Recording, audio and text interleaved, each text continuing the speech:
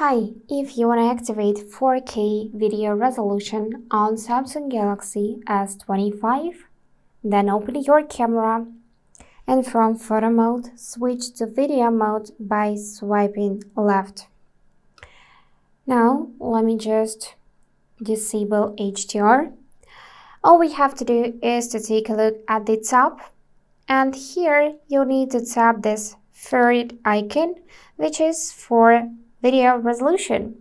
And to activate 4K, you will need to tap on Ultra HD and choose between 30 and 60 FPS. 60 is for smoothest videos. And this is how you can activate 4K. But please remember that on this device, 8K is also available, and you can enable it just by tapping. And that's all for today.